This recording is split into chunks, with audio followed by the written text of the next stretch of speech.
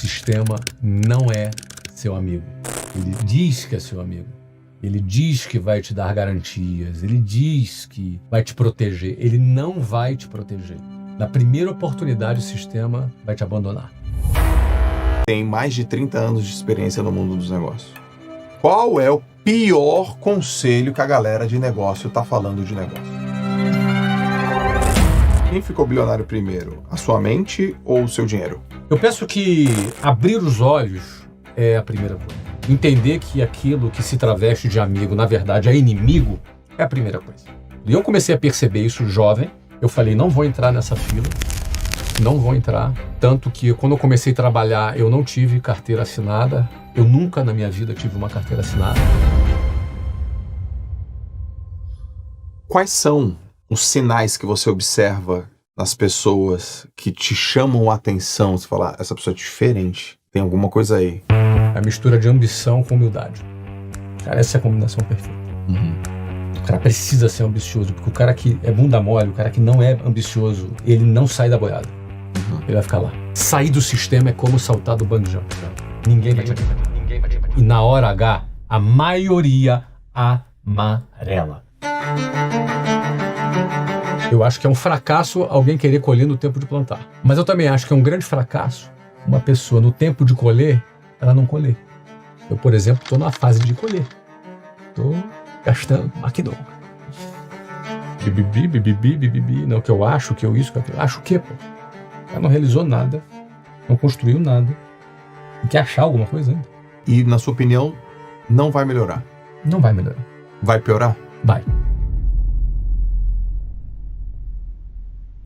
Gente, cenário novo no JJ Podcast, estou muito feliz, a gente queria deixar desse jeito, um cenário mais bonito, mais sóbrio, com mais qualidade de vídeo, de som, de áudio, tudo para você ter uma experiência ainda melhor. No episódio de hoje, para a gente inaugurar esse JJ Podcast com esse novo cenário, a gente vai receber aqui o Flávio Augusto. Faz tempo que eu não gravo com o Flávio, eu e ele, e eu fiz perguntas que eu nunca fiz, ele deu respostas que ele nunca deu, e tem assunto que você tem que conhecer, coisas novas, para onde que ele tá olhando, o que ele acredita que é a essência do trabalho dele. Tem assunto que ele foi fundo, tem assunto que ele pegou pesado, tem assunto que ele inspirou pra caramba. Eu aprendi mais uma vez, com muita profundidade, com muita qualidade, e tem novidades que eu quero falar pra você além desse estúdio. Tô muito feliz, então se você não é inscrito no canal, se inscreva no canal e já te falo. Duas coisas agora para você nesse JJ Podcast. Pega papel e caneta, porque você vai anotar bastante coisa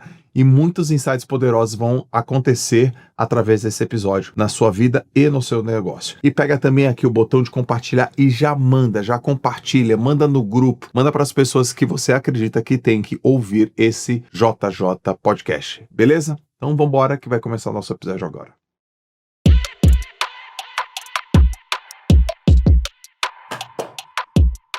Flávio, você é uma pessoa que compartilha conteúdo na internet há muito tempo. Mas antes de compartilhar conteúdo na internet, você é uma pessoa de resultado há muito tempo.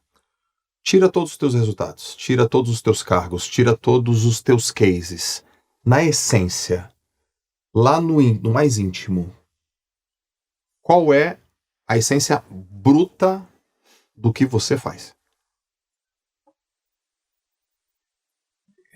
A essência bruta, tirando todos os resultados, vai sobrar um jovem da periferia querendo encontrar seu espaço no mundo, que, a partir do momento que começou a encontrar esse seu lugar no mundo, teve vontade de contar para outras pessoas como é que funciona. Um exemplo típico é o seguinte: quando eu era bem jovem, eu via uma pessoa bem arrumada na rua, eu tinha vontade de parar ela e perguntar: cara, como é que você fez? Como é que foi? Qual é o teu caminho? Eu tinha vontade de perguntar.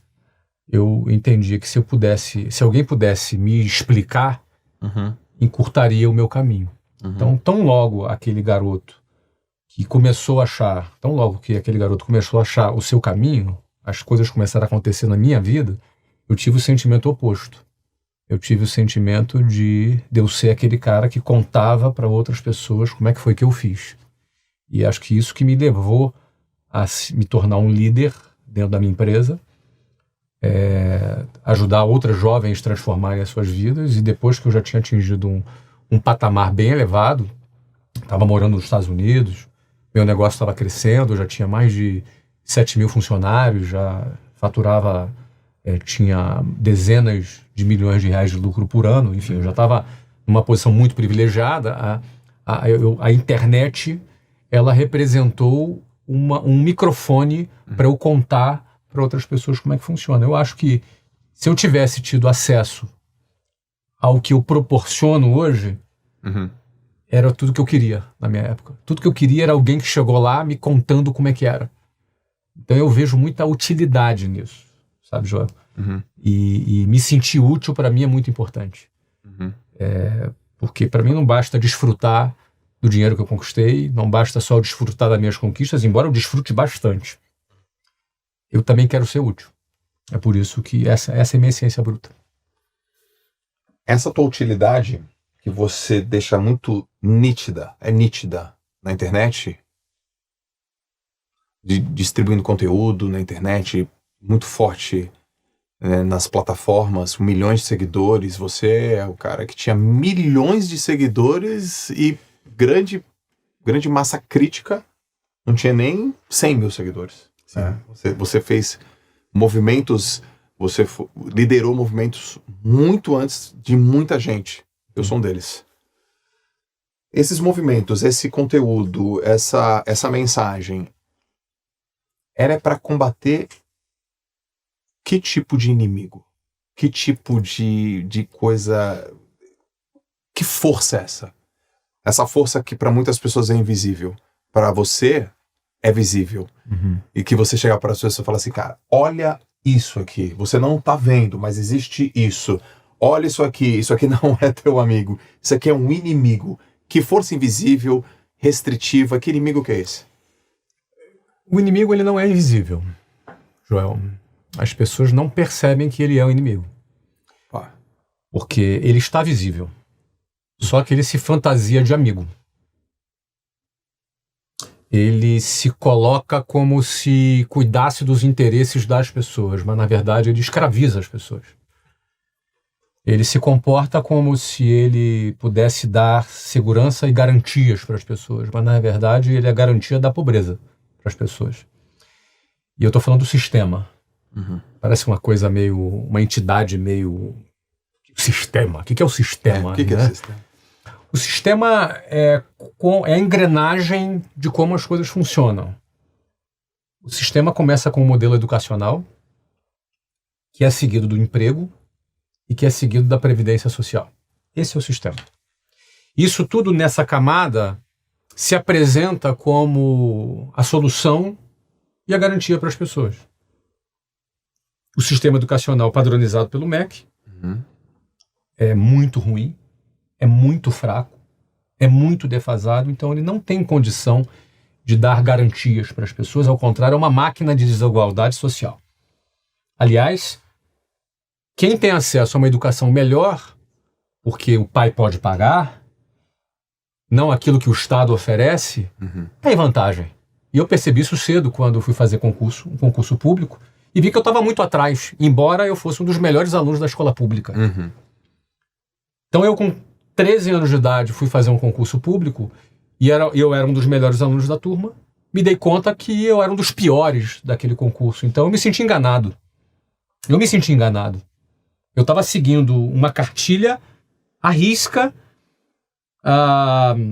e, de repente, sendo um dos melhores alunos daquela cartilha, eu me tornei um dos piores naquele concurso. E não só não fui aprovado naquele concurso, como eu quase fui reprovado na 8ª série, porque minha mãe deu o salário dela inteiro para pagar aquela escola para mim, e eu não só me deparei com o meu fracasso, mas eu me senti enganado, já com 13 anos. Mas como assim? Porque eu estava numa escola que eu era um dos melhores, como eu posso ser um dos piores aqui? Então estavam me enganando lá. Sim. Estavam me enganando. Depois, no final por 3 anos eu fiz o mesmo concurso até ser aprovado, mas levei 3 anos. Tirei a diferença, mas foram intermináveis, 3 anos. Eu parei de estudar, inclusive, não fui para o ensino médio, porque eu foquei 100% naquele concurso. Sim. E aí depois, eu indo para a escola, eu pegava um ônibus que passava numa rua, que se chamava Avenida Suburbana, no Rio de Janeiro, e essa rua é uma rua cheia de bancos. E eu percebi que, numa determinada data do mês, aqueles bancos ficavam com uma fila interminável, rodando o quarteirão. E eu achava estranho, eram só velhinhos, né? Naquela fila. E uma vez eu perguntei para uma pessoa dentro do ônibus, os ônibus eram lotados, eu em pé, do lado de uma pessoa, eu tomei coragem e perguntei para aquela pessoa do que se tratava aquela fila. E ela falou para mim, aquilo ali é a fila da aposentadoria. Eu olhei para aquela fila da aposentadoria, vi um monte de velhinhos, um calor de 38 graus no Rio de Janeiro, com uma sombrinha, né, com um guarda-chuva, naquele calor, esperando para receber a sua aposentadoria, que certamente era uma mixaria.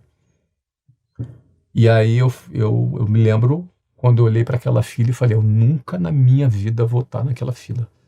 Nunca eu vou entrar nessa fila. Porque aquilo ali é o quê? É a fila do último estágio da vida de quem está dentro do sistema, que é a aposentadoria. E olha que naquela época não é como hoje. Naquela época você aposentava com 50 anos, depois teve reforma da Previdência, passou para 60, depois teve outra reforma. E vai ter outras, porque a conta não fecha. É um modelo falido, é um modelo que promete garantias, promete segurança, mas é um modelo completamente falido. A conta não fecha da Previdência e não vai fechar. É impossível fechar. É uma questão matemática. Então, no fundo, esse inimigo, ele se apresenta como amigo, mas na verdade ele é inimigo. Por que é inimigo? Porque o cara passa 10, 12 anos estudando nesse modelo que é falido, depois ele vai para um modelo trabalhista que explora a pessoa. E aí não é o empresário que explora a pessoa, é um modelo que explora.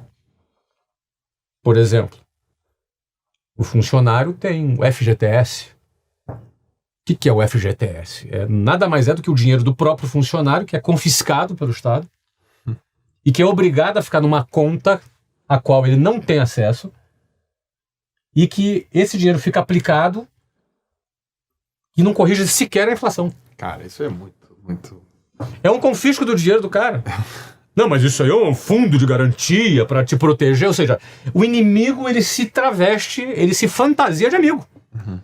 Não basta confiscar o dinheiro, não basta não corrigir o dinheiro, tem que inclusive fazer você se ajoelhar para dar graças a Deus que o Estado está te protegendo ainda. E não dá nem para pegar o dinheiro. Não dá para pegar. Você vai ter que comprar um imóvel, ou se for demitido. Tem condições. Assim. Tem condições para você ter acesso ao dinheiro que é teu. Então, cara, eu fico vendo essa situação e muitas pessoas não percebem. O 13º salário não é um salário extra, como a pessoa pensa. Ele é o salário anual do cara dividido em 13. Porque uma empresa faz um orçamento anual. Você faz orçamento na tua empresa? Sim. É anual? Sim. Pronto, então eu vou gastar tanto. É isso. E aí ele pega o salário e divide em 13. Então, em outras palavras, é um empréstimo compulsório que o empregado faz para o patrão. Ou seja, o patrão vai pagar o último salário dele do 13º mês e sem correção. Sem nenhuma correção. E você tem que levantar a mão pro céu, porque estou ganhando um salário extra. Não é salário extra. As pessoas acreditam nisso, mas não é salário extra. E aí entra a Previdência, e por aí vai, os descontos. Para pensar. Não, desconto tem muito. É um desconto descomunal. É descomunal. Descomunal, o desconto.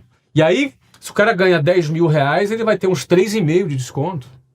Aí ele recebe 6,5 na mão. Só que o seguinte, ele custa para a empresa 19. Isso. Porque o salário dele é 10, a empresa gasta 19. Ele recebe 6,5. Só que do 6,5 que ele recebe, Joel, metade do que ele vai consumir é imposto. Metade. Em média, hoje no Brasil, 50% é imposto embutido. Tudo que você compra. Em média, claro. Tem produto que é menos, tem produto que é mais. Exemplo de carro, por exemplo, né? Carro é uns 40 e poucos por cento, 45%, mais ou menos, né? Eu não lembro de cabeça aqui, mas é 40 e poucos por cento. Cerveja deve ser 60%, 70%. Produtos de cesta básica é menos, mas na média 50%. Em outras palavras, se você recebeu 6,5%, desculpa, se o teu salário era 10, você recebeu 6.500 na mão, no fundo, esses 6.500, tudo que você for comprar, metade é imposto. Então, no fundo, esses 6.500 vale 3.250. Só que você custou para a empresa 19. Aí, pronto, agora os 3.250 é teu. Não, meu querido, desse dinheiro você vai pagar IPTU ainda, vai pagar IPVA. Você entendeu, cara? Você vai ter que pagar a escola particular para o seu filho, porque você teve o teu salário descontado ali para pagar os impostos, só que a escola que o Estado entrega é uma porcaria. Aí você vai ter que pagar. A primeira coisa que uma pessoa, quando melhora de vida, Joel, é tirar o filho da escola pública e botar na escola particular. Porque ele quer o melhor para o futuro do filho. Então você paga 2 vezes. Aí você já pagou por segurança pública, mas o Estado sequer tem controle do território, porque tem bandidagem, tem PCC, tem Comando Vermelho, você tem um monte de facção que domina, porque o Estado não tem controle sequer do território, de muitos lugares. E aí você tem que pagar segurança. Aí você vai morar num condomínio fechado, vai pagar um carro blindado, você vai pagar seguro. Mas aí é o seguinte, você pagou pelo SUS, você pagou pela educação, você pagou pela saúde pública. Mas agora com aquele 3.200 de um salário que era 10, que você custa 19, você vai ter que pagar agora plano de saúde. Então, esse sistema escraviza as pessoas. Não é o empresário que escraviza a pessoa, é esse sistema que escraviza. E ele se traveste de amigo, cara. Não é amigo, é inimigo.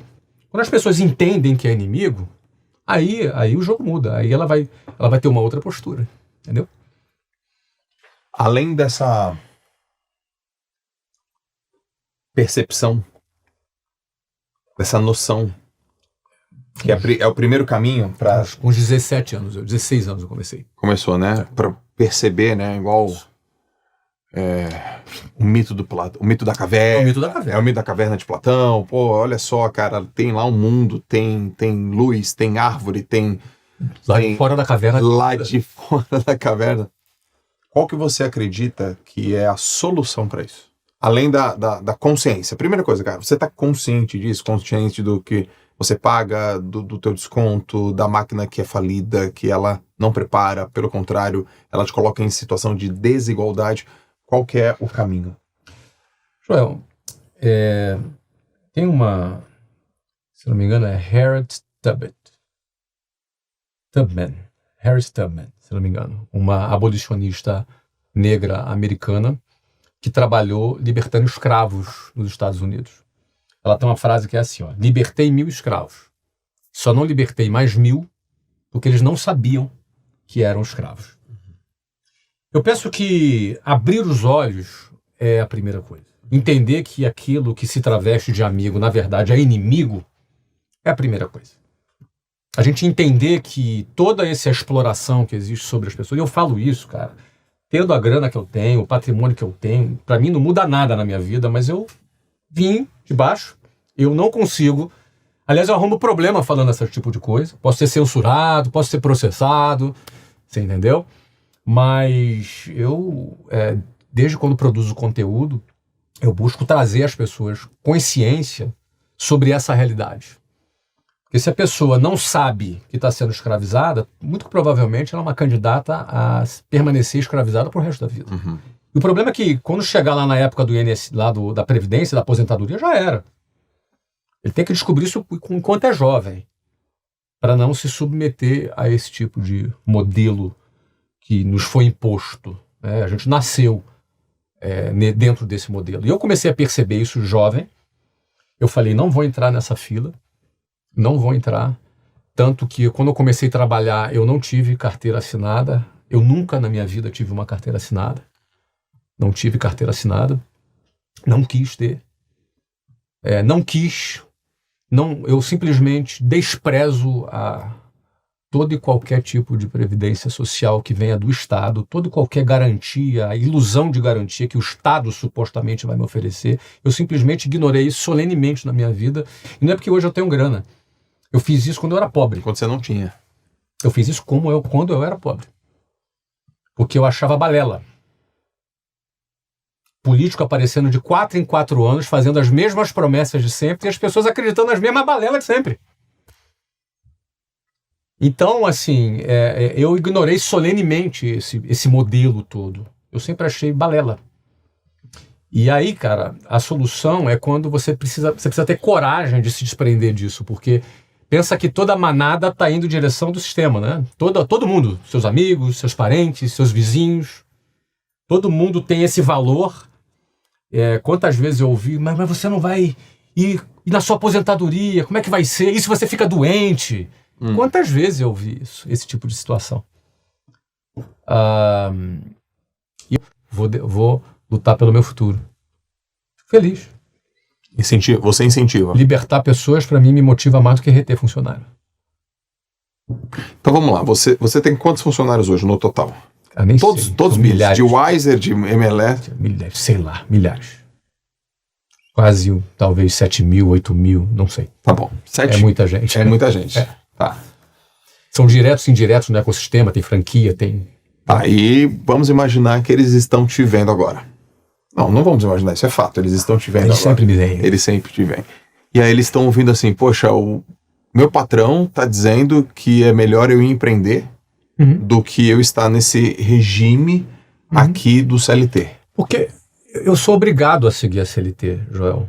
Todo empresário é obrigado. Se eu tenho um funcionário que não é CLT, sai uma ressalva na minha auditoria no final do ano. Isso é um problema. A regra do jogo é CLT. Ou seja, você joga... Eu jogo a regra do jogo. Você joga na regra, mas quando alguém quer sair dessa regra e ir pro outro jogo, você fala, opa, valeu, entendeu. É isso aí. Se você pudesse criar regra, ou ajustar a regra para teus funcionários, qual que seria o ajuste? Olha só. Eu acredito na livre negociação. E aí, quando os que são mais coletivistas pulam das tamancas, entendeu? Porque eles acham que o empresário vai explorar o cara. O que muita gente não percebe é o quanto o empresário depende da mão de obra. Então, na verdade, é uma relação de mão dupla, empresário e empregado. É uma relação de mão dupla. Eu, por exemplo, eu não vou dizer que todos os empresários fariam isso, entre um cara que tem salário de 10 mil, que me custa quase 19, e ele tem 3.500 de desconto, que recebe 6,5, eu preferia dar os 19 na mão dele. Me custa 19, eu preferia dar os 19 na mão dele. É muito melhor para o funcionário receber os 19 do que ele receber 6,5 e ainda pagar 50% de imposto. Melhor. Aí muita gente fala, não, mas nenhum empresário daria isso. Daria, cara. O empresário gasta uma grana com treinamento, com bônus, com endomarketing para motivar a sua equipe. Porque uma equipe motivada e engajada produz mais. Exato. E uma equipe que ganha mais, produz mais. E mais do que isso, um mercado, se todo mundo, em vez de ter essa grana toda retida para o Estado, que é para pagar as mamatas deles, né? E esse dinheiro estivesse na mão das pessoas, ia ter mais dinheiro no mercado para consumir. As empresas venderiam mais. Então, no fundo, toda essa escravidão aqui saca essa grana do mercado, das pessoas, das empresas, para as repartições públicas. Para bancar a corrupção, para bancar privilégios, para bancar salários acima do mercado, para bancar tudo isso que a gente vê e está careca de ver todos os dias nos noticiários. Juízes ganhando centenas de milhares de reais, lagostas, jatinho. Cara, jatinho hoje virou moda. Os ministros andam só de jatinho. Antigamente era exceção, agora não. A FAB virou uma empresa de táxi aéreo. Sim. Você entendeu? Então, cara, essa bagunça, essa casa da mãe Joana, tem que ser bancada por quem? Pelo cara que está nos assistindo aí. Isso é tudo dinheiro que sai do mercado, que sai da bolsa das pessoas, que poderia estar crescendo no consumo, mas não. Está indo para repartição pública. Isso é escravidão, cara. Porque dinheiro é o tempo, é resultado do nosso tempo de trabalho. Então, parte do nosso tempo é desviado da sua finalidade, que deveria ser a gente construir a nossa vida, mas para ir para a máquina estatal. Então nós temos uma máquina estatal gigante. O judiciário brasileiro custa mais caro do que 9 países da Europa, lá França, Itália, Inglaterra, não me lembro exatamente todos os países, estava vendo esse dado hoje. Esses países juntos têm 317 milhões de habitantes. O Brasil tem só 213 milhões de habitantes. Ou seja, em nenhum ângulo se justifica. E, na sua opinião, não vai melhorar? Não vai melhorar. Vai piorar? Vai.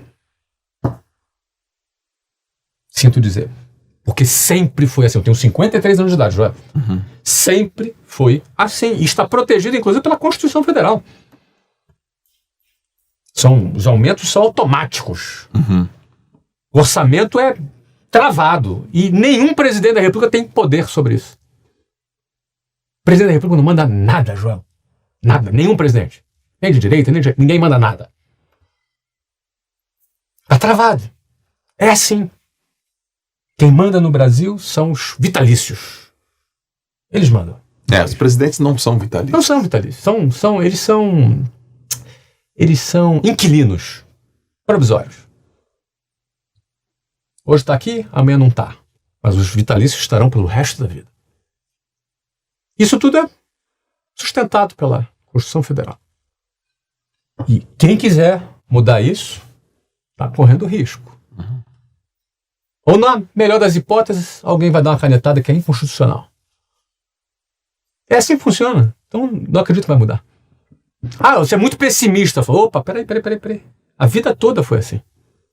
Quem entende como as coisas funcionam, não se ilude com o sistema. Quem entende como as coisas funcionam, não se ilude. As pessoas se iludem com o sistema, cara. Caraca, eu vou anotar essa. Se ilude. E aí por isso que fica o quê? Contando, militando na política. O cara fica esperando que alguma coisa vai acontecer. Não vai acontecer. Quem trabalha nesse regime vai parar no INSS. O INSS é quebrado. É muito provável que não tenha sequer dinheiro para pagar a aposentadoria do jovem que está trabalhando hoje. Porque a conta não fecha, João. As famílias têm cada vez menos filhos, os velhos morrem cada vez mais tarde, essa conta não fecha. Então, enquanto é tempo, a pessoa tem que sair da caverna e tem que se libertar da escravidão. Isso requer que ela empreenda. Ela tem que aprender qual habilidade, Flávio? Vender.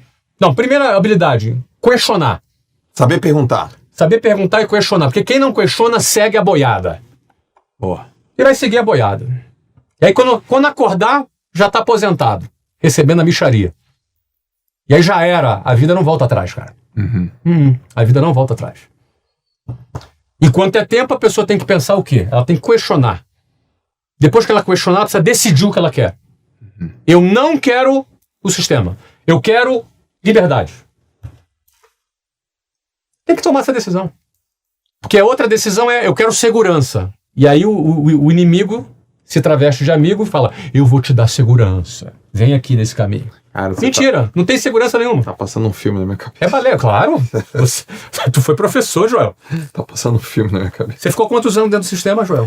Cara, 11. 11 anos, cara. Só dando aula 11. E se você voltar lá na faculdade CEDAF, você vai encontrar os mesmos amigos seus ganhando os mesmos R$30 mais inflação. Eles estão lá. Eu sei. Eu vejo. Eu falo isso com dor no coração. Eu não falo isso, eu falo isso com muita dor no coração. É isso que me faz fazer o que eu faço. De ver gente boa, de ver gente talentosa presa dentro da caverna.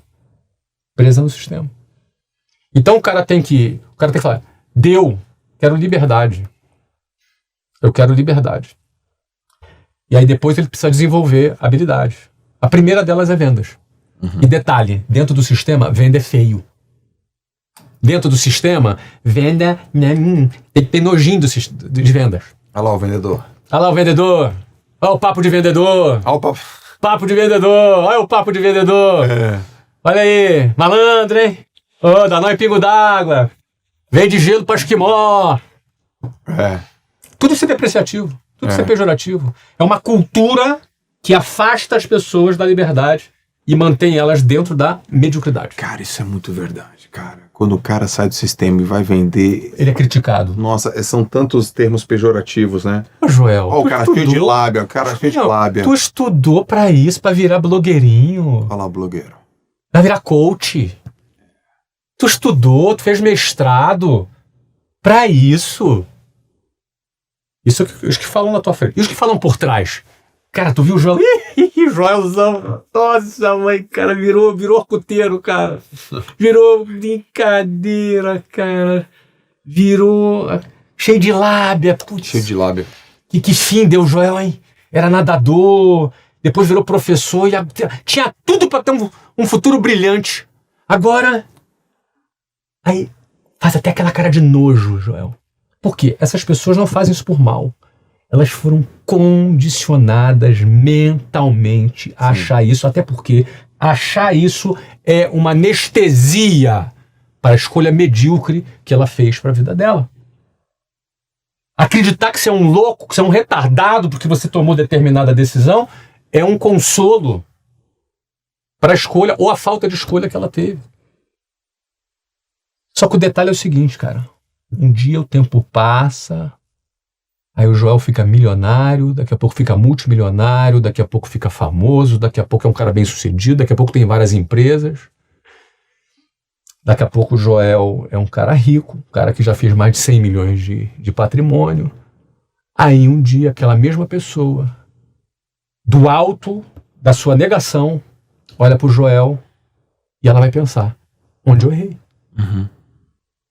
Talvez ela pense, não dei sorte, dei azar. Talvez ela pense, Joel é sortudo. Chance alta dela pensar isso. Chance alta. Só que não é assim. E geralmente esse cara que não entende essa relação de causa e efeito, ele deposita a sua esperança na mão de um político. Cara, e o pior é que entra a eleição, sai a eleição, ele elege quem ele quer, daqui a pouco o outro, e nada muda. É sempre a mesma coisa. Sempre a mesma coisa. Ah, mas tem um lado que é melhor. Talvez até eu tenha alguma preferência de um lado ou outro. Talvez até tenha. E não significa que eu estou alienado do mundo. Eu só decidi não depender da minha vida e nem da minha família desse esquema. Só isso. E aí o que acontece? O Joel cresceu. Aí todo mundo que fazia chacota com o Joel agora vai puxar saco do Joel. Outros vão pedir emprego. Outros vão pedir dinheiro emprestado. É assim que funciona. É assim que funciona. Então, o que é muito cruel, Joel, que pra sair da boiada o cara tem que ter muita personalidade, porque o fogo é amigo, meu querido. O fogo é amigo. O fogo é... Vai vir das pessoas que você mais precisava de apoio, a crítica. O fogo é amigo. Então o cara tem que ser muito resiliente. Então ele tem que questionar, tem que decidir a se libertar, tem que ter resiliência emocional para suportar a crítica e a rejeição da manada. No processo, enquanto ainda não vingou. O processo, enquanto ainda não vingou, você vai ser rejeitado, você vai ter chacota, vão falar mal de você, e você vai ter que ser resiliente para passar por aquele momento. Eu tenho certeza que muita gente está se identificando do que a gente está conversando. Depois você tem que se equipar, cara. Aprender a vender, cara. Aprender a vender. Quem domina a venda, domina a receita. Quem domina a receita nunca mais fica pobre. Acabou a pobreza. Acabou a pobreza. Cara que aprende a vender não fica pobre. Acabou. É verdade. O cara que aprende a liderar times de vendas fica milionário. Rápido. Porque ele aprende a liderar. Vai montar time, vai ter 30 pessoas, 40 pessoas, 100 pessoas, 200 pessoas vendendo, volume de vendas é milhão. Milhão. Entendeu? Aí o cara aplicando isso num produto próprio, opa, ele entrou no empreendedorismo. Exato.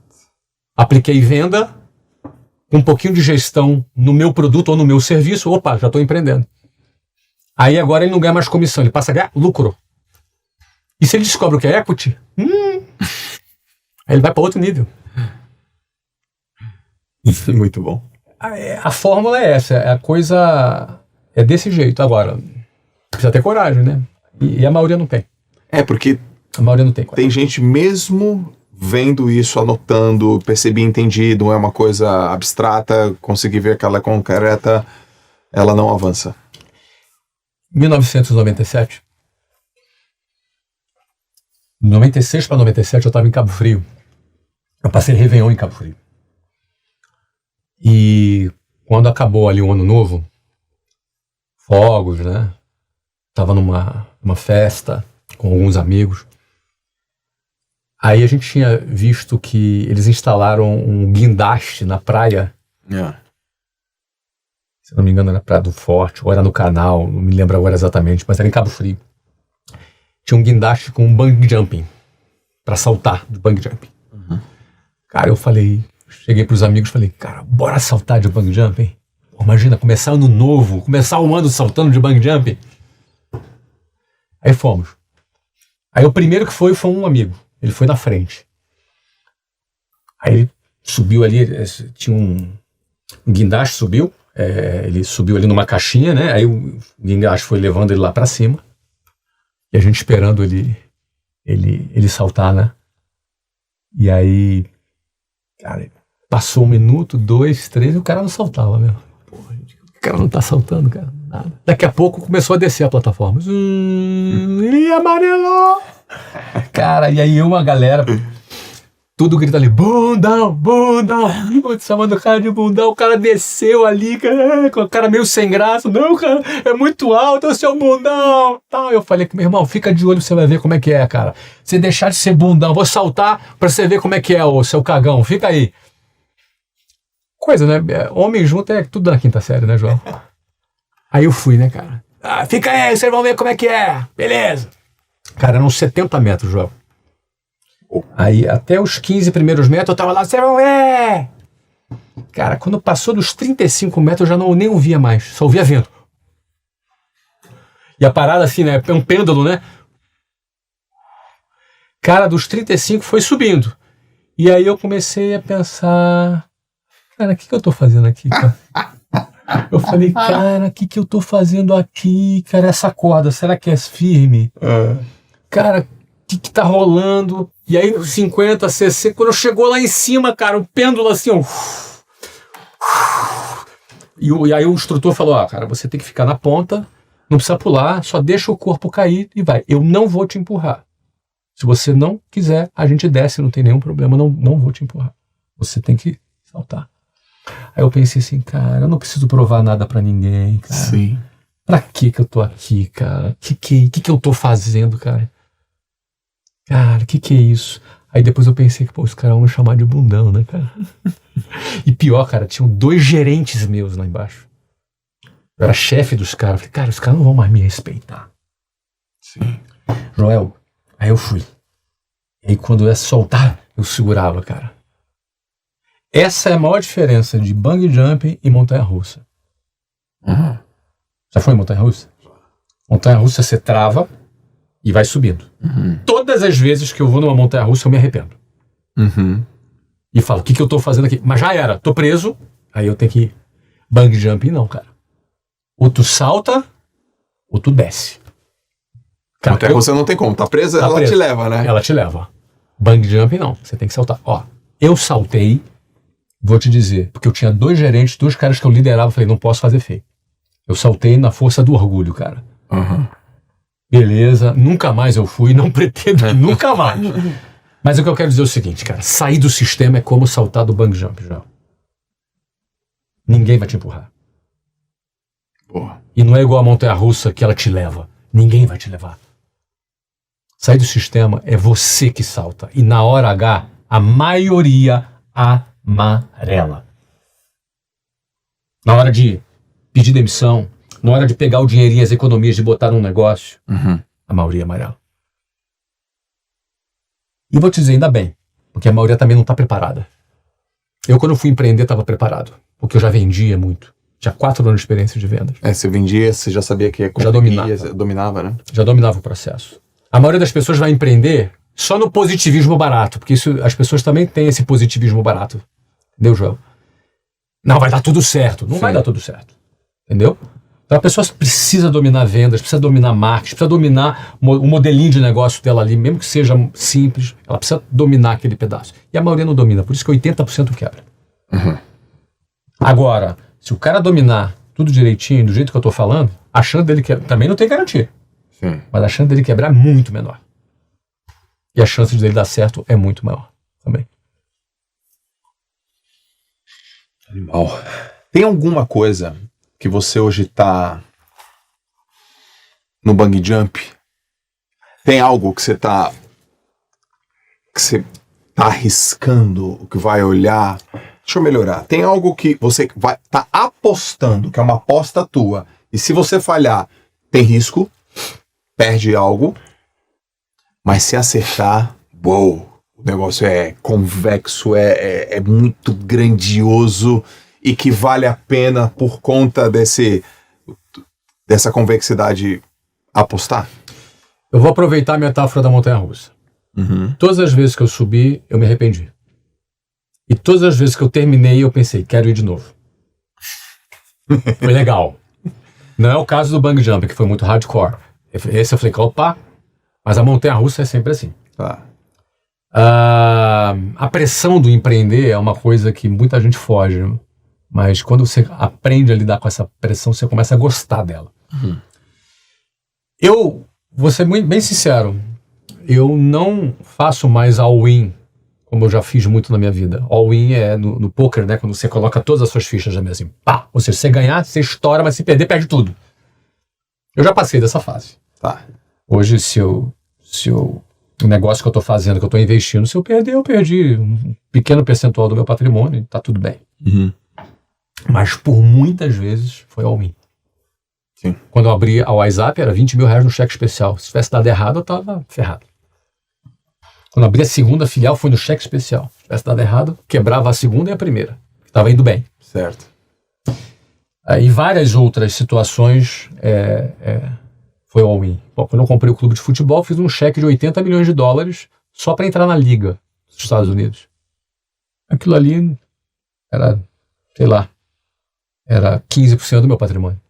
Não machucava muito. Não era tão pouco assim, mas não machucava muito. Então, assim, já faz tempo que eu já não dou all-in. Acho que tem uma fase da sua vida, cara, que vale a pena o all-in, porque tu já tá no zero. A tua chance é ganhar. Entendeu?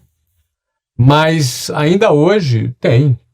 Eu tenho hoje negócios que, se derem errado, eu vou perder alguma coisa. Mas se derem muito certo, a gente estoura. A convexidade está mais a meu favor hoje, né? Sim. Porque meu capital acumulado é muito maior do que o que eu preciso para poder fazer os meus negócios. E além disso, meu conhecimento, minha experiência, né? E o seu capital acumulado é reflexo dos all-ins que você deu. É reflexo da minha escolha de sair do sistema, dos all-ins que eu dei, dos aprendizados que eu tive, que aí, esse é o ponto, Joel. Para mim, tudo é treinável, cara. É possível aprender, cara, jogar esse jogo. Mas você não aprende dentro do sistema. Tem que sair dele. É verdade. Eu lembro que quando eu ouvi... Eu sempre conto essa história pra você, né? Em 2019, eu conscientemente ouvi você falar sobre equity. Eu tinha consciência do que era equity. Você falava sobre equity, eu entendia o que era aquilo, e foi o momento que eu cheguei à conclusão. Eu falo, cara, o meu negócio não tem equity. Meu negócio, ele é um gerador de caixa. O meu negócio não tem equity. Então eu percebi o que era equity, eu entendi o que era equity, entendi que eu não estava naquele jogo, e o caminho que eu percorria não ia me levar para aquele jogo. Eu me lembro até hoje, eu estava correndo na esteira, no quilômetro 6, assim. No quilômetro 6 eu falei, cara, não é... Eu não tô no trilho do equity, mas eu vou colocar o meu trem no trilho do equity. Eu tenho que ficar mais perto do Flávio, eu preciso aprender com ele. Eu sei que eu não sei. E hoje você tá no trilho do equity? Hoje eu tô no trilho do equity. Estamos. E ele, interessante. E ele distorceu o tempo. Distorce o tempo. E outra, você presenciou desde o zero a construção disso de maneira intencional antes do negócio existir. Exato. Ele foi sendo construído. Quer dizer, hoje, nós estamos falando aqui da Mentoring League Society. Sim. Enfim, que é esse negócio que a gente construiu do zero, e a gente começa a ver o quê? Isso tomando uma forma grande, daqui a pouco, daqui a um ano, daqui a 2 anos, você começa a ver a construção. Ou seja, eu cito isso aqui só para dizer que é possível aprender, e tem uma lógica o negócio. Tem. Não é uma sorte, não é um golpe de sorte, tem uma lógica. Tem uma lógica. É uma lógica. Tem uma lógica, é possível aprender e tá acessível. Mais do que as pessoas pensam, né? Mais do que as Mas pessoas é isso que me deixa contrariado. A palavra não é contrariado, me sinto instigado a arrancar as pessoas da caverna. Porque se elas soubessem que não é tão complicado como elas pensam, ou é impossível por causa do medo delas.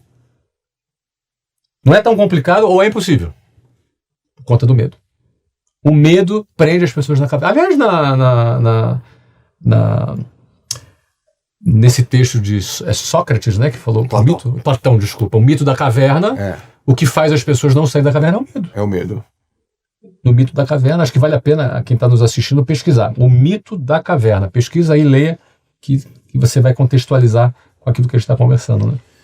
Flávio, tem algum tema, pensa assim, ó, nos últimos 6 meses da tua vida, tem algum tema que você está estudando, investigando a fundo mais do que antes? Sei lá, aquele tema que você tem o seu prime time, quando chega lá 10h30, 11 horas, você entra no teu momento de performance.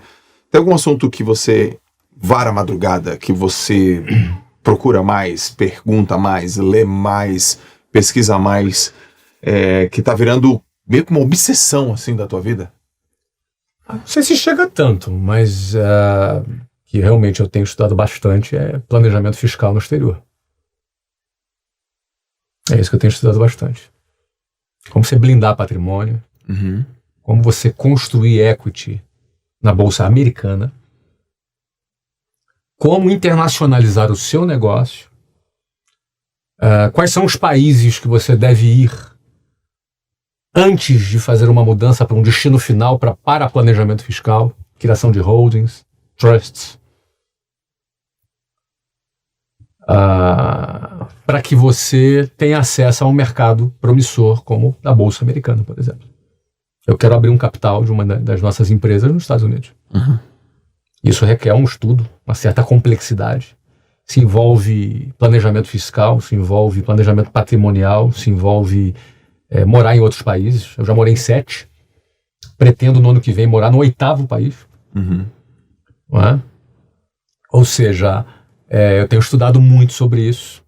Acho que esse é o próximo degrau que eu pretendo subir.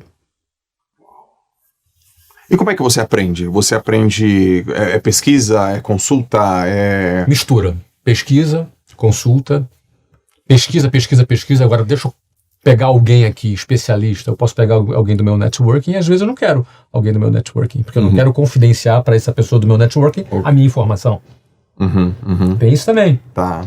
Então, às vezes eu prefiro contratar um cara de Hong Kong para falar sobre o assunto. Sim. Um cara da Inglaterra para falar sobre esse assunto. Aí eu pago a hora dele, o que for, $10 mil, $15 mil. Me explica. Vem cá, eu sei isso aqui, tá certo ou tá errado? Como é que é? Qual é o Aí tu vai aprender. Então é uma mistura de pesquisa, de leitura, de consulta, e também em algum momento falar com um especialista que eu vou contratar para a gente discutir e me ajudar nesse planejamento.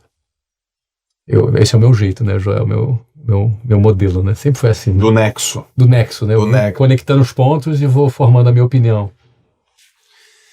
Cara, tô a fim de fazer uma pergunta. Você tá ousado nas perguntas. Tô ousado. Tô começando a ficar com medo agora. Tô ousado. Vou te fazer uma... Manda bala. Vou te fazer uma pergunta. Sem censura. Sem censura? Sem censura, manda bala. Vou te fazer uma pergunta, aquela direta. Você é um empresário bem-sucedido, referência para um monte de empresário e empreendedor, você tem resultado, você cria negócios, você vende os seus negócios, você cria outros negócios, você vende os negócios, você compra o negócio. E eu participo de negócio junto com você, direto, próximo, no ombro a ombro, junto. E você tem mais de 30 anos de experiência no mundo dos negócios. E fala com milhões de pessoas todos os meses nas redes sociais, offline também. Qual é o pior conselho que a galera de negócio tá falando de negócio? Não saia do operacional. Ou seja, ao contrário, o pior conselho que eles dão é saia do operacional. Esse é o pior. Isso é uma balela de internet daquelas. Mas é tão macio, né? É tão quentinho, né? É tão fofinho, é tão poético esse... É que falar o que as pessoas querem ouvir vende. Só que é mentira. Não?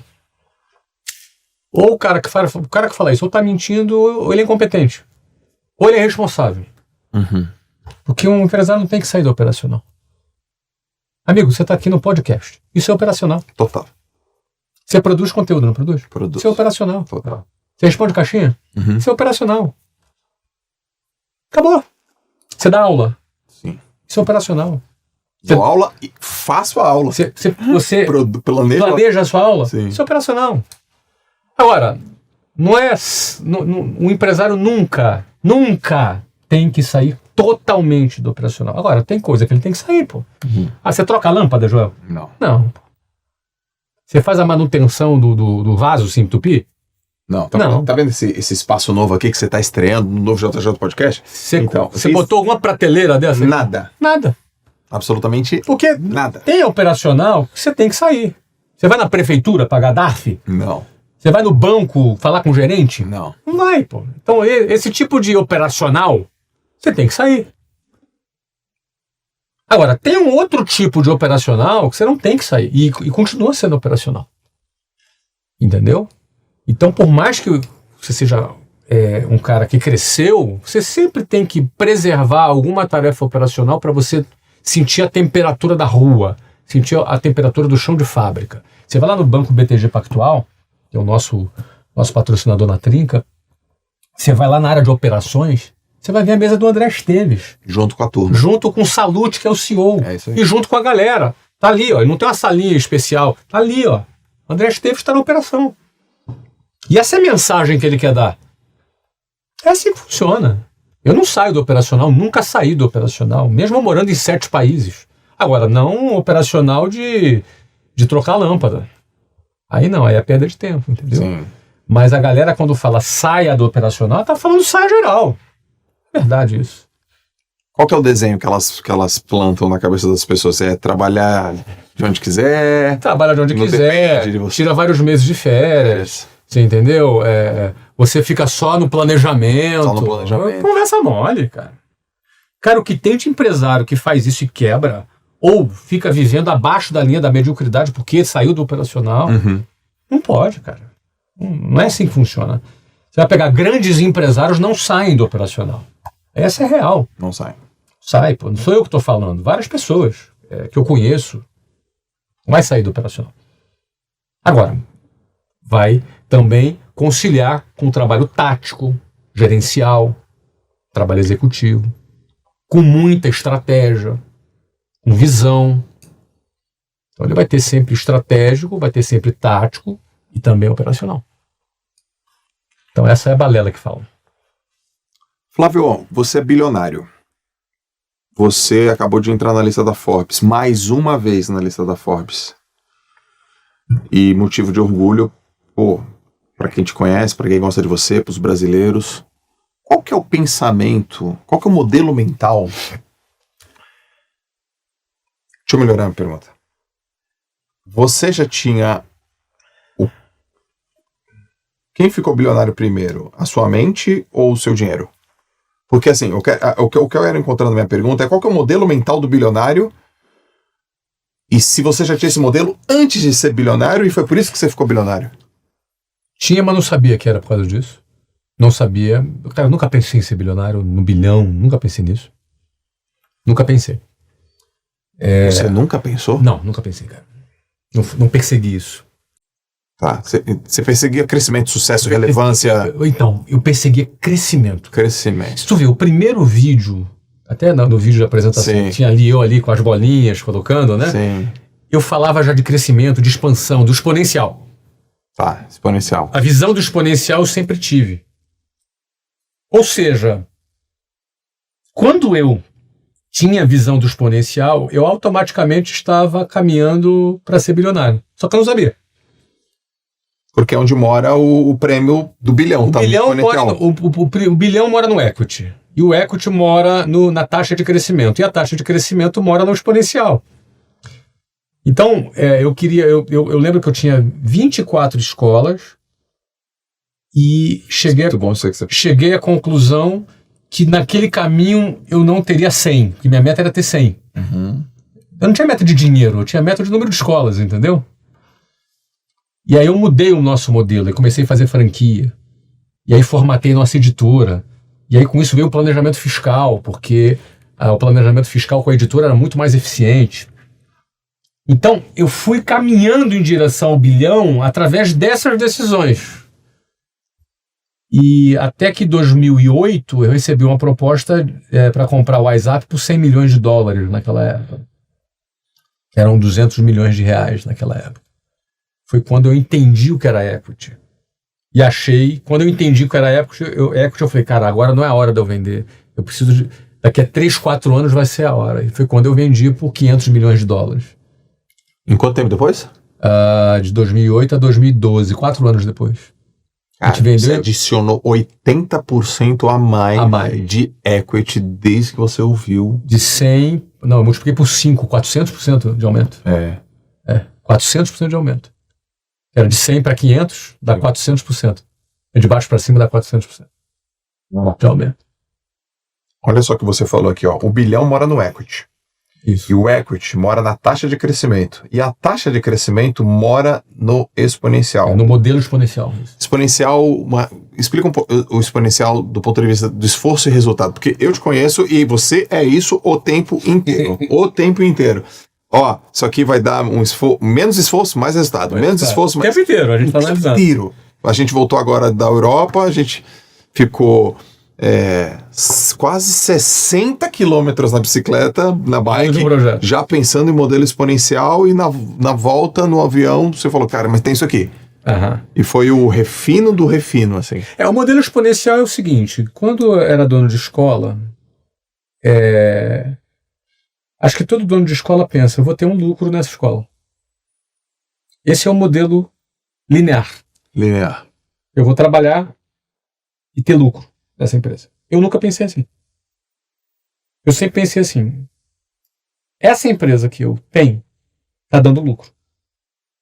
Logo, esse conhecimento que eu tenho, se qualquer pessoa tivesse esse conhecimento, ele também teria lucro. Logo, o meu produto não é o produto que eu tenho lucro. O meu produto, ele é ensinar a outras pessoas a terem o mesmo lucro que eu tenho com esse produto. Isso é o exponencial. Muito bom. Interessante, né? Muito bom. Esse é o exponencial. Ou seja, se eu tenho uma escola que dá lucro, eu posso empacotar isso e vender isso. Porque quantos gostariam de ter uma empresa que dá lucro? Todo mundo. Então, todo mundo. Toma aqui. Esse é o exponencial. Esse é o N da equação.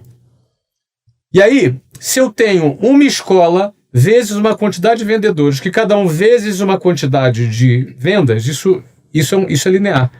Agora, se eu coloco um N na equação, ou seja, se em vez de uma escola eu tiver 100 escolas, então o A vezes B vezes C elevado a N. Sim. Isso não é linear, isso é exponencial. Então, se eu formo gerentes, se eu formo franqueados, se eu formo novos empreendedores, eu estou adicionando um fator exponencial no meu negócio. Porque no final das contas eu vou vender, minha editora vai vender cada vez mais. Eu vendo na proporcionalidade da quantidade de vendedores, na proporcionalidade da performance de cada vendedor, elevado à quantidade de escolas que eu tenho. Sim. Esse é o fator exponencial. Então, se eu identifico o fator exponencial, eu tenho impacto no equity, a gente vai para o bilhão. Cara, com 60 quilômetros da gente conversando, mais a conversa do avião, tu lembra qual foi a valuation que deu? Lembro. Qual foi? 1.4? Era quase 2 bi. Quase 2 bi. É isso aí. Que a gente colocou o fator exponencial. E qual é a possibilidade que você acha que a gente vai executar isso? 100%. Porque tudo que precisa ser feito a gente explorou. A gente sabe fazer? 100%. Deixa eu só deixar claro aqui pra galera do podcast. Então acho que foi 1.8. Foi 1.8. 1.8 bilhões, 1.8 bilhão de reais não foi o negócio. Só um componentezinho adicional do negócio. Foi um componente adicional do negócio. Foi uma coisa que ela surgiu por uma provocação na ida. Olha, Flávio, olha, Caio, eu tô pensando em fazer alguma coisa desse jeito, assim, desse jeito. Aí, tá, peraí, mas por quê? E a gente ficou 60 quilômetros falando do linear. Só do linear. Quando chegou no avião, a gente adicionou o elemento exponencial. Porque a gente tá falando, a gente sabe fazer isso, a gente... E aí todos os outros canais, rupt.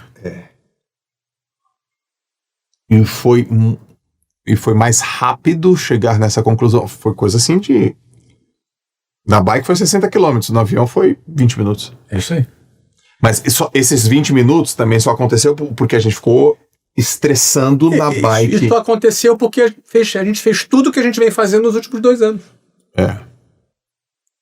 Ou seja, a essa altura, fazendo o que nós já fazemos há 2 anos, você já percebeu que é replicável. É replicável. É igual você falou, eu já estava 4 anos, eu dominei venda, vou abrir um negócio. Vou fazer isso aqui. Ou seja, nós vamos fazer essa parada, vai dar 1.8 bi nesse novo componente, só que daqui a 1 ano vai vir uma outra ideia, e aí você já conhece o caminho. E não é possível que gente tão mais inteligente que eu conheço gente que é muito mais inteligente do que eu, o cara fica dentro da caverna. Eu não me conformo, Joel. Não me conformo, cara. Porque o cara tem medo de saber o que tem do lado de fora. Tem medo de pular do bungee jumping. Cara, qual é o preço dessa covardia, Joel? Pois é, cara. Acho que as pessoas não estão há décadas dessa mudança de vida. Elas estão há decisões dessa mudança de vida. Poucas decisões. São poucas decisões. Não são décadas. Porque um resultado desse aqui, a gente está dando um exemplo aqui de 1.8 bilhões de uma nova unidade, de uma nova vertical que a gente construiu, não quer dizer que a gente é 1.8 bilhões de vezes mais inteligente. Não. Talvez eu seja até menos inteligente, mas eu sou mais corajoso. Aliás, o mais inteligente geralmente trabalha pro mais corajoso. Cara, é muita quebra de paradigma, cara. É muita quebra de paradigma, cara. É muita quebra de paradigma. Essa frase é boa, né? O mais inteligente geralmente trabalha pro mais corajoso. Cara, é muita quebra de paradigma. É muita quebra de paradigma.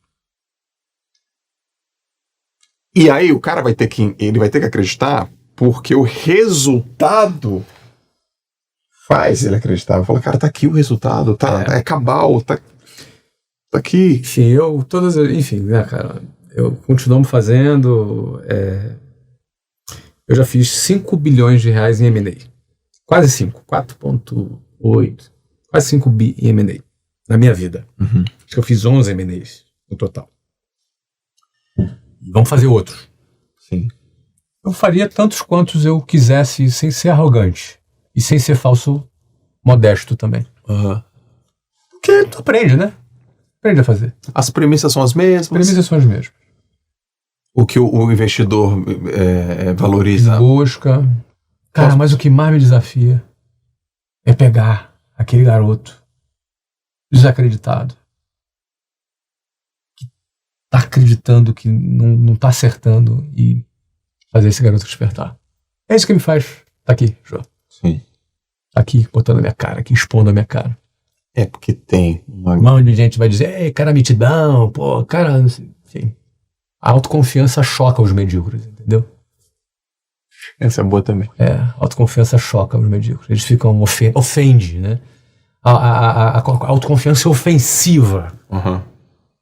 Tá se achando. Porque o cara que luta e não consegue, ele não se ofende. Mas o covarde, ele se ofende com a autoconfiança. Ele se ofende.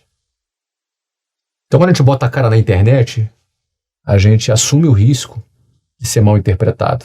Mas pra mim é um sacrifício que compensa se eu libertar 1.000 escravos, ainda que eu não consiga libertar outros 1.000 porque eles não sabiam que eram escravos. Nossa, animal. Deixa eu fazer aqui uma pausa pra gente tomar um cafezinho. Malu, traz um cafezinho aqui pra gente. E agora é momento do nosso cafezinho que ela foi buscar o café. A seguir, essa vai pro Bernardo. Essa eu não quero que corte, hein? Vai ficar assim no nosso novo cenário do JJ Podcast. Ela teve que fazer o cafezinho quentinho aqui pra nós. Olha só. Eu notei a Malu mais sorridente, Joel. Cara, a Malu, ela tá distribuindo sorriso o dia inteiro. É mesmo? O dia inteiro. Ela fica mostrando a mão dela, o sorriso. Ela dormiu pouco essa noite e ela tá muito feliz. Que espetáculo. Malu tá muito feliz. Depois de ter contado, né, Malu? Porque você tá tão feliz, Malu. Traz aqui pra nós, Maluzinha. Muito bom. Nossos parceiros do JJ Podcast estão sempre com a gente, você conhece, que também são os nossos clientes, olha só. Obrigado. Cafezinho, cheirinho bom, momento, café com conselho. Espetáculo, assim, né? Tintim. Tintim. Oferecimento, cheirinho bom, a turma tem o maior ecossistema de cafeterias do Brasil, franquia e também uma escola do franchising. E a gente também acompanha eles na escola do franchise. Se você quiser saber mais como é que funciona o Cheirinho Bom, por favor, verifique aqui na descrição do JJ Podcast, tem um link para você conhecer mais sobre como você ser um franqueado da Cheirinho Bom.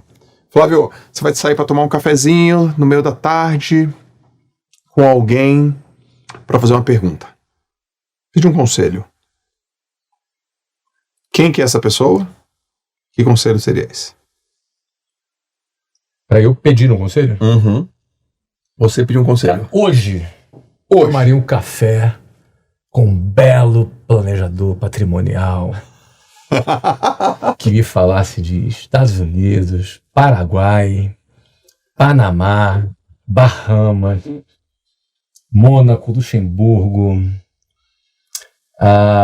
me falasse de trust, me falasse... Cara, eu conversaria. Hoje eu tô no jeito pra conversar com um cara desse, cara. Tô no jeito, cara. É? Tô no jeito. Eu tenho certeza que vai pipocar um monte agora no meu Instagram. Mas hoje eu teria uma bela conversa com essa turma. Com essa turma? O nível de pesquisa que eu já fiz, Eu consigo perceber em você uma característica...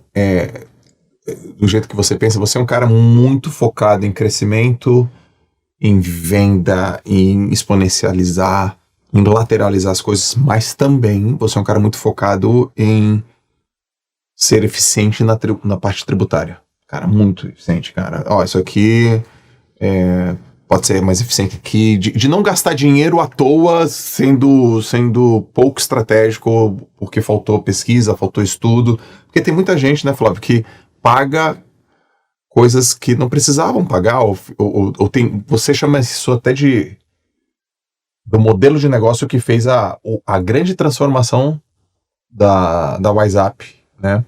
Essa mentalidade da eficiência veio também de onde? Ela começa assim. Eu penso que todo empresário tem que fazer 100% certo. Tudo. Perfeito. Não existe sonegar imposto. Não existe. Sim. Muita gente fala, não, cara, sonegar imposto é legítima defesa. Cara, por mais que o sistema seja sanguessuga, por mais que tenha um monte de mamador de teta que fica querendo aumentar imposto, se alguém fala assim, cara, se eu não sonegar imposto, meu negócio não fica de pé. Esse cara não tem um negócio. Não tem um negócio. Você, para entrar no sistema, para você matar a nave-mãe, você entrar para atacar a nave-mãe, ou seja, você tem que entrar no sistema. Sim. Você tem que jogar a regra do sistema. Então, CLT, pagar todos os impostos. Agora, isso não significa que você tem que ser burro. Uhum. O modelo tributário brasileiro é tão louco, a gente chama de manicômio tributário. Uhum. São tantas leis, são milhares de leis, que é importante você ter um planejamento fiscal para que você escolha o modelo correto. Você tem que ter o melhor modelo. Tem determinadas áreas que eu jamais vou empreender no Brasil. O cara importa, sujeito a câmbio, depois industrializa, depois vende, paga ICMS, IPI, imposto. Cara, você vai cobrar de 40%, tá maluco? Sim. Eu não vou trabalhar para ganhar 10% de margem. Então, tem determinados segmentos, cara, você não deve nem entrar no Brasil. Não deve nem entrar. Por que não tem indústria pesada no Brasil como tem lá fora? Tem muito imposto, cara. Então você tem que, em primeiro lugar, enxergar o planejamento tributário para você escolher qual segmento você vai trabalhar e depois que você escolhe o segmento, qual é o modelo que você vai adotar. Pouquíssimas pessoas fazem isso. Pouquíssimas pessoas fazem isso porque o cara vai no piloto automático. O cara fala assim, eu gosto de vender parafuso, então eu vou vender parafuso, porque eu adoro vender parafuso, eu amo vender parafuso, aí vai vender parafuso, vai pagar 300% de imposto do parafuso, porque na lei tributária o parafuso tem muito imposto. Cara, então não vai vender parafuso, caramba. Vai vender outra coisa. Sim. Percebe? Então a escolha do teu segmento e do segmento, a escolha do seu modelo tem que levar em conta a planejamento fiscal. Porque o Brasil é doido na questão fiscal. Então você tem que... Aí você faz essa escolha antes. Aí depois você executa o teu plano. Aí não vai ser uma coincidência se tu vai ter margem de 70%, margem de lucro operacional de 70%, EBITDA, ou 50%, ou 60%. Você entende? Não é uma coincidência. Então planejamento fiscal é fundamental. É parte do meu estudo de modelo de negócio. E eu parto do princípio que eu jamais vou sonegar imposto. Sonegar imposto é um jogo perdido. Uma hora a casa cai, meu amigo. E cai. E na hora que cai é 150% de multa, mais processo de sonegação fiscal. É isso aí. O jogo é bruto. O jogo é bruto. O jogo é bruto. Não brinca com o sistema, não. O sistema sempre vence, né? Tem aquela frase. Tem até o filme, né, que fala, o Tropa de Elite, que ele fala, o sistema sempre vence. Agora, eu entro dentro do sistema, extraio riqueza e sou independente, livre. Se necessário for, troco de país. Tem problema. É, porque uma mente livre... O planeta Terra é o meu quintal. Uau, essa é boa. É. Vamos falar de coisa... Vamos falar de comunidade. Vamos falar de movimento. Vamos falar de galera. Você é capaz hoje de fazer uma troca? Tipo assim, ó. Você é capaz de ficar hoje fazendo muito conteúdo, estar pulverizado no Brasil inteiro com multidão e não cobrar? A maioria das coisas que eu faço é de graça. Você é capaz de fazer mais coisas de graça? Eu estou há 15 anos fazendo a maioria das coisas de graça que eu produzo. Algumas são pagas. E outras são muito bem pagas. Mas foi legal você tocar nesse assunto, porque cada vez mais eu quero fazer mais coisas gratuitas, Val. Eu quero cada vez mais cobrar mais do grande empresário e cada vez mais cobrar nada de quem está começando. Inclusive, ano que vem, quero fazer muita coisa. Outra coisa, quero lançar livro e voltar a fazer o que eu fiz. Eu reformei 15 escolas públicas do sertão do Nordeste com os direitos autorais do meu livro. Do qual? Do Geração de Valor. Isso. Foi uma febre. Uma febre, isso. E eu quero cada vez mais fazer projeto social. Eu invisto milhões todos os anos, não divulgo, em muitos projetos sociais. E eu quero dobrar, triplicar isso no ano que vem. Quero fazer muita coisa social no ano que vem. E quero fazer muito conteúdo de graça. Quero fazer cursos de graça, palestras de graça. E cobrar muito do empresário. Quer dizer, muito entre aspas. Como eu dou ROI é pouco, né? Como eu dou retorno, mas enfim. Eu quero cada vez mais posicionar as coisas que eu cobro no grande empresário e nas empresas que vão se beneficiar da minha audiência. São os meus parceiros. Para que eu faça cada vez mais coisas gratuitas para a galera. Mas uma decisão dessa, você abre mão de uma coisa em prol de outra. O que você abre mão e o que você acha que você tem de ônus e modos? Eu acho que são fases, né? Eu, por exemplo, fiquei 8 anos fazendo tudo 100% de graça. Não veja nada. 100% de graça. Depois a gente começou a vender os nossos cursos. Muita palestra. Foi uma segunda fase. Agora nós vamos entrar numa terceira fase. Uma terceira fase. Fase muito social. Porque, no final das contas, é isso que a gente quer. É fazer coisa gratuita, pegar a galera, entendeu? Pegar a turma que está começando e ajudar essas pessoas, porque no futuro essas pessoas vão ganhar dinheiro e essas pessoas vão comprar outros produtos. É isso aí. E é assim que funciona. Então, cara, isso é uma geração de valor, né? Isso é uma geração de valor no próprio nome, né? É. Quais são os sinais que você observa nas pessoas e que te chamam a atenção? Você fala, essa pessoa é diferente. Tem alguma coisa aí. A mistura de ambição com humildade.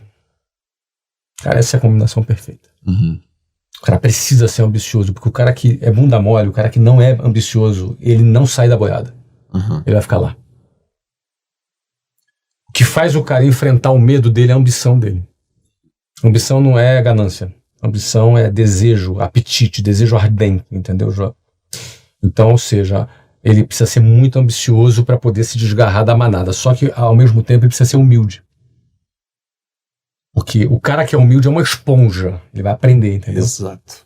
Então eu gosto de trabalhar com gente ambiciosa e humilde. Essa combinação é muito interessante. Porque tem cara que é bunda mole e orgulhoso. Putz, é o contrário. Yeah. Entendeu? Ele é o oposto do ambicioso e ainda é orgulhoso. Cara, aí é uma tragédia. É complicado. Tipo assim, qual é o tipo de coisa que essa pessoa fala? Qual que é o Cara, jeitão o olhar dela. É o olhar. É o olhar, é o olho, é o brilho no olho, o cara te engole com o olho, entendeu, cara? Isso é uma coisa que o cara ele não consegue representar. É o jeito que ele olha, é o jeito, é a esponja que ele tem. Sim. E quando tu coloca, ele engole, ele come, ele não fica, sabe? Sim. É a ambição com a humildade. Não é? O olho do cara de bunda mole é notório também.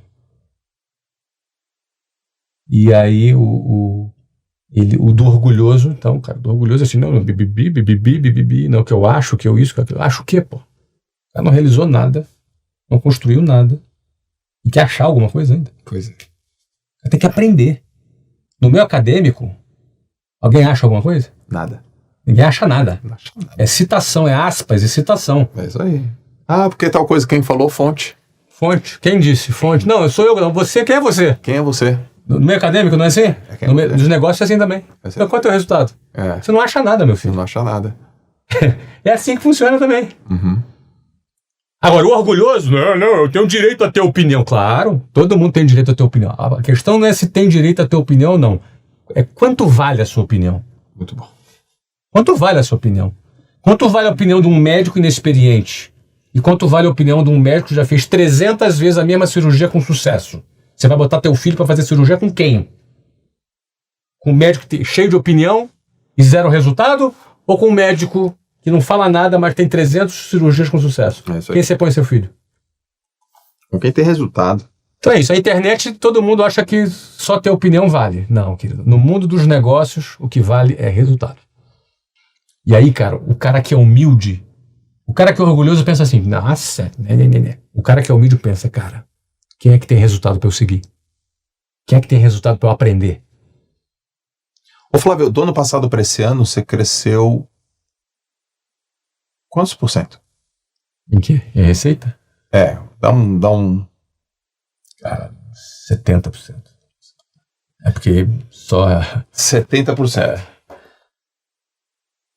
Você tá falando assim, ó, de opinião de pessoas, de ouvir opinião, de crescer. Aí eu quero fazer uma pergunta aqui. Sim. Teve alguém ou algo que fez você crescer, mas eu não quero na poesia, eu quero assim que foi inevitável. Se você não se transformasse numa coisa, você não ia crescer, ou você não ia crescer tanto. Teve alguém que teve que fazer você mudar na marra, teve que fazer você crescer na marra. Nesse último ano?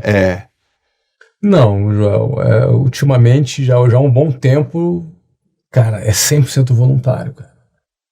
Porque, assim, eu não precisava nem mais trabalhar, né? Uhum. Há mais de uma década já, não preciso trabalhar. Nem eu, nem mais próximas de 30 gerações, se eu não quiser. Então, cara, é tudo voluntário. Eu faço porque eu quero. Iniciativa própria. Iniciativa própria, porque eu quero, porque eu gosto, porque eu amo o que eu faço. Eu tô aqui, nós estamos aqui, sei lá, 9, 10 horas da noite gravando aqui, porque eu gosto, porque eu amo. E porque eu sei que pode ter um maluco, uma louca do outro lado da tela que vai mudar de vida pelo que eu falei. Pode ter 30 achando que eu sou arrogante, mas vai ter um doido que vai mudar de vida. E é por esse doido que eu tô aqui. Um doido que vai sair da caverna, cara. Um doido que vai falar assim, cara, chega, não cansei de ser escravo. Nossa, cara, valeu a pena toda a minha exposição. E eu vi você falando também que você tá na melhor fase da tua vida, né? Eu tô. 53 anos de idade. Melhor fase. Tô mais criativo. Tô mais disposto. Olha isso. Tô mais afim. Tô mais afim, cara. Tô cheio de gás, entendeu? Tô motivado. Tô feliz. Feliz no casamento. Feliz nos negócios. Feliz com a minha missão. Tô pleno, cara. Tô no melhor momento da minha vida, assim. Tô me sentindo... porque a turma que tá ouvindo... Jogando leve. Imagina a turma que tá ouvindo 53 anos. 53 anos, O Flávio tá com 53 anos, tá na melhor época da vida dele. Cara, eu tô com 40 quilos a menos. Tô andando de bicicleta, andei 300 quilômetros de bicicleta, cara. Tem uns malucos atletas que eu conheci agora, que ultimamente tem andado junto com esses doidos. Os caras te enfiam umas enrascadas. Ia nessa, entendeu, cara? E fora o que tem pra vir aí que eu não posso falar ainda, né? Ainda não pode, gente. Ainda não posso falar. Tem novidades aí em breve. Tem. Novidades em breve. Aliás, a Malu não sabe ainda. Não? Ninguém da empresa sabe. Ninguém sabe.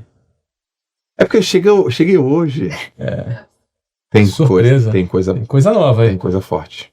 Tem coisa nova. Forte. A gente não brinca, a gente não sabe brincar. A gente não sabe brincar. Ai, meu Deus do céu.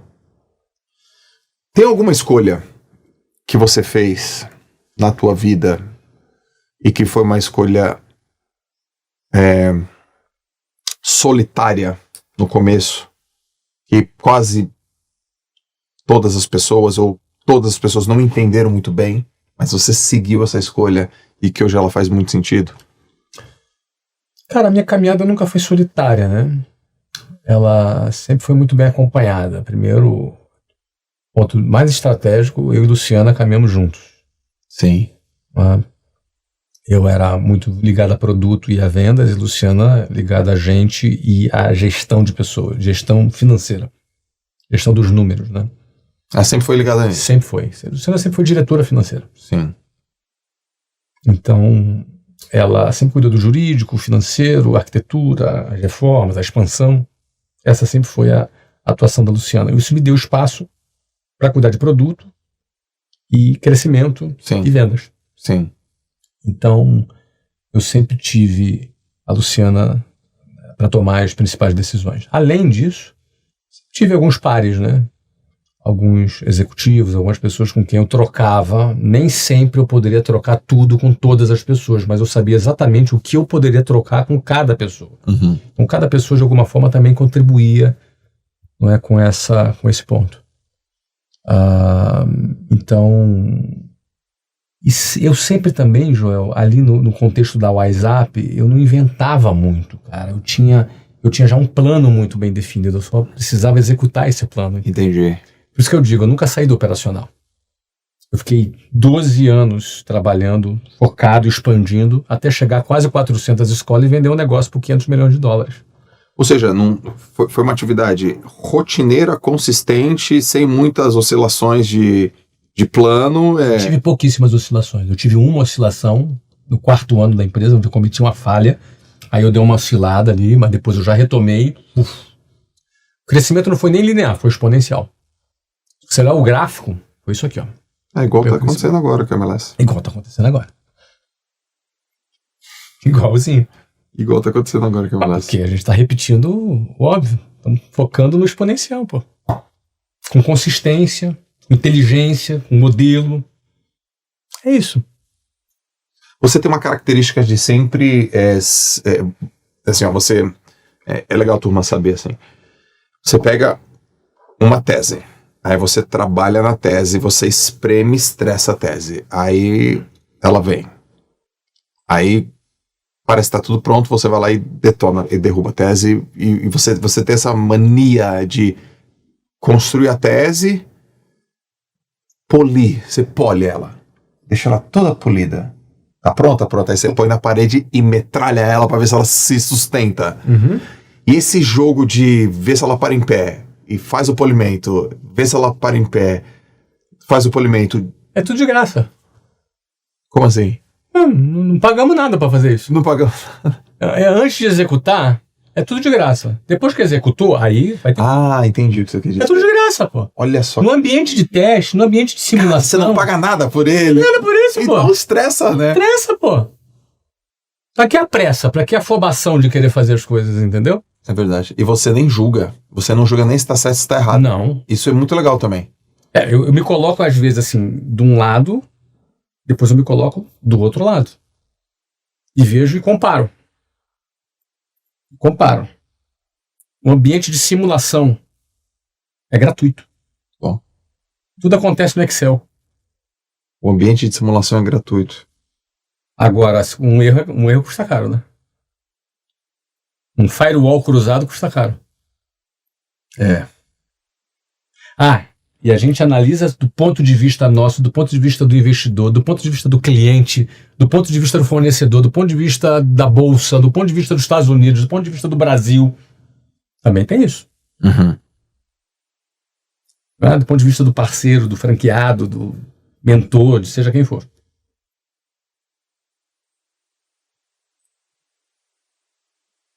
E essa modelagem, a gente vai moldando, né? Até chegar naquele modelo ótimo, né? Aí a gente vai e executa. Sim. E ainda assim pode ter ajustes. É porque quem não se planeja trabalha duas vezes. Faz o dobro de esforço. Às vezes o triplo. Mas aqui às vezes o planejamento é linear. Exato. Aí tem essa questão, né? Não pode ser linear. Não pode ser linear. Ele tem que ser por diversos pontos de vista. Uhum. Aí você começa a identificar oportunidades e ameaças, né? Fortalezas e fraquezas. A gente faz isso toda hora, né, cara? O tempo todo a gente faz isso. Até modelar, até fazer um negócio acontecer. O legal é que a gente faz isso pra tudo. Então isso é um método. É um método. Hoje mesmo teve uma situação que aconteceu aqui comigo e com a Larissa que a gente foi no papel estressando, assim, de um lado e de outro. Se fizer, o que ganha? Se não fizer, o que perde? Se fizer... O tempo inteiro. Tem que fazer isso toda hora. O tempo inteiro. Toda hora. Qual o pior que pode acontecer? Eu adoro essa pergunta. Uhum. Qual o pior que pode acontecer? Eu lembro que a gente recebeu uma proposta para morar na Venezuela em 1993. Te assumiu uma escola lá na empresa que eu trabalhava. Era diretor comercial, antes de abrir o WhatsApp. E aí eu e Luciano, e aí, a gente aceita a proposta ou não aceita? Aí fizemos os prós e contras, ficou meio equilibrado. Aí no final, a pergunta que definiu foi a pergunta que a Luciana fez. Qual o pior que pode acontecer? Eu falei, a gente perder tudo e voltar falando espanhol. Ela, só isso? Então vamos. Uhum. Pior que pode acontecer é isso, a gente perder tudo, que não era nada, era pouquíssimo. Pouquíssimo. E voltar falando espanhol. Foi exatamente o que aconteceu, inclusive. Mas, cara, tava ótimo. Só isso. Tava na análise. Tava no plano. Cara, muito bom.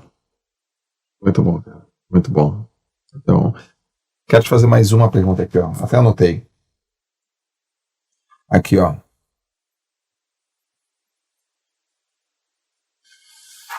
Flávio, se a sua vida fosse resumida em uma única frase, se a sua filosofia de vida fosse resumida em uma única frase, qual seria essa frase? Estabilidade não existe. Fala mais dela. Essa frase, cara, as pessoas detestam essa frase. Porque sai do quebra paradigma. O que acontece, João? Ou tu opta pela liberdade, ou tu opta pela segurança. Em algum momento da nossa vida, a gente vai escolher ou a liberdade ou a segurança. Cara, muito bom. Não dá para as duas caminharem. Não dá para as duas caminharem juntos. Ou seja, se eu sou um pássaro dentro da gaiola, ali eu tô seguro, o gato não entra. Uhum. Mas eu prefiro voar. Eu não quero ficar dentro da gaiola. Eu sou um pássaro. Um pássaro não foi feito para ficar dentro da gaiola. Certo. E fora da gaiola, não tem garantia de segurança. Mas você é livre. Sacou? Onde é que está a ilusão? Voltamos para o sistema. Certo. É que o sistema é seguro. Concurso público, tem segurança, Mentira. tem estabilidade. Arapuca. Estabilidade não existe. Cara, muda uma lei, muda a moeda, tem uma reforma administrativa, um burocrata lá dá uma canetada, tudo muda, cara. E ainda que nada mude, o final é INSS. Ou o final é aposentadoria estatal. Percebe? Ou seja, a estabilidade não existe. A ilusão da estabilidade faz as pessoas acharem que tem algo a perder quando elas não têm nada a perder. Imagina alguém que está no zero, não tem nada a perder. Ela deveria ousar voar, mas ela não ousa voar porque, além de não ter nada, ela se ilude que tem alguma coisa a perder. Quando ela já não tem mais nada a perder. Estabilidade não existe. Eu adoro essa frase, porque essa frase, se estabilidade não existe, eu preciso ousar. Eu preciso me atrever a sair da gaiola para voar. É uma frase instigante, entendeu? Sim. É uma frase instigante. Eu não tenho nada garantido. Nada garantido. Então essa é a frase que me desafia. Estabilidade não existe, me desafia.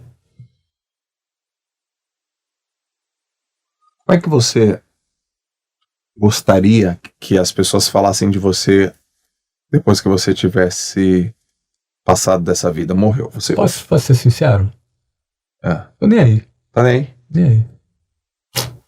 Não tem esse... Sabe por que eu não tô? Sabe qual é a real? Depois que eu morrer, cara, a gente vai ser esquecido, cara. Sim. Essa é a real.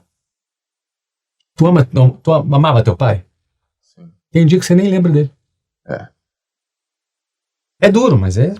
Mas é. Sabe por quê, cara? Porque a vida é assim. Precisa ser assim. Senão a gente não prossegue, cara.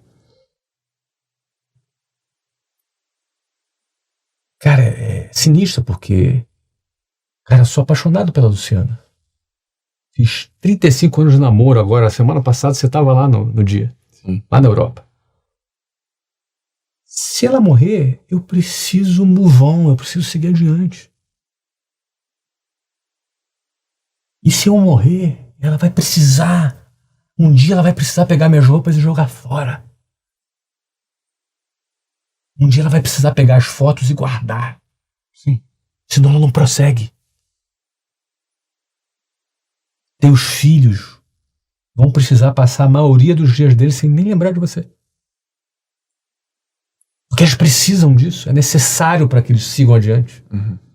Então, por isso que eu não me preocupo com isso. Eu quero me preocupar com o hoje, com o agora, com o que eu posso fazer enquanto eu tenha o presente da vida, né? Enquanto eu tenho a vida, Muito bom. eu quero aproveitá-la. Essa é uma resposta não convencional. É. É. Mas não é assim? A resposta convencional é, eu quero que as pessoas pensem isso sobre mim. Elas não vão pensar, elas vão esquecer. Mas eu tô aqui refletindo a verdade, porque eu ganhei tanto título na natação e daqui a um tempo meus troféus, minhas placas, minhas medalhas vão estar tudo num caixote, meus filhos vão dar tudo. É. E, cara, essas tranqueiras aqui que meu pai ou meu avô deixou, essas coisas tudo embolorada aqui. Eu acho assim que alguns exemplos ficam... Por exemplo, vou dar um exemplo interessante, cara. Um monte de frase minha é repetida por um monte de gente. E não é nem citado meu nome. E eu tô feliz por isso. Sim. Citar meu nome pra quê? Importante é o quê? A semente que eu plantei tá aí. Uhum. E não é que a pessoa não cita porque ela tá querendo atribuir a autoria pra ela, não. Ela nem sabe que fui eu. Ela não sabe. Porque um repetiu, outro repetiu, outro repetiu, outro repetiu, outro repetiu, outro repetiu. Cara, beleza. Pra mim isso é sucesso. E aquela tua tese / filosofia que você falou pra mim uma vez, que tava conversando com a Lu, sobre terminar sem nada. É um pouco disso? Essa filosofia é muito interessante, porque eu sempre falo que tem tempo de plantar, tempo de colher. Isso é uma frase de Salomão. Uhum. Tempo de plantar, tempo de colher. Eu acho que é um fracasso alguém querer colher no tempo de plantar. Ok. Porque o tempo de plantar, o que é o tempo de plantar? Você tem que trabalhar, tem que juntar uma grana, tem que acumular uma grana para essa grana te dar independência financeira. Não vale a pena você poupar, vale a pena você saber investir para você ganhar a sua independência financeira. Esse é o tempo de plantar. Mas eu também acho que é um grande fracasso uma pessoa no tempo de colher, ela não colher. Que às vezes o cara se acostumou tanto a ser um cara controlado que ele não vai colher. E ele tem um tempo de colher também. Então esse tempo é o tempo dele gastar dinheiro. Ele desfrutar do dinheiro dele. Quem sabe ele poder fazer uma doação para uma causa que ele acredita. Ou ajudar outras pessoas. Esse é o tempo de colher. Então, ou seja, tem uma... E tem... As pessoas às vezes me questionam, né? Porque eu sempre falei que ter acesso vale mais do que possuir. E continuo achando. Mas também depende da fase da vida. Uhum. Depende da fase da vida. Eu, por exemplo, estou numa fase de colher. Estou gastando mais que nunca. Gastando com vontade. Gastando. Mas, curiosamente, como eu estou ativo, Joel...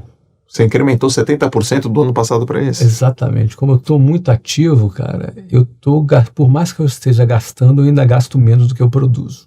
Uhum. Porque eu também vivo com dinheiro novo, né? Uhum. Dinheiro que eu produzo. Eu também aumentei meu padrão de vida nos últimos 2 anos. Bastante. Acho que mais de 70%. Talvez eu tripliquei o meu gasto com padrão de vida. Mas também estou ganhando bem mais também. Enfim, eu estou no tempo de colher já. E a gente que decide isso, né? Exato. A gente que decide isso. Cada um decide, né? Cada pessoa decide. Olha, Flávio, eu quero falar uma coisa pra você, cara. Depois que eu virei teu sócio, você ficou mais magro e eu fiquei muito mais rico. E é verdade.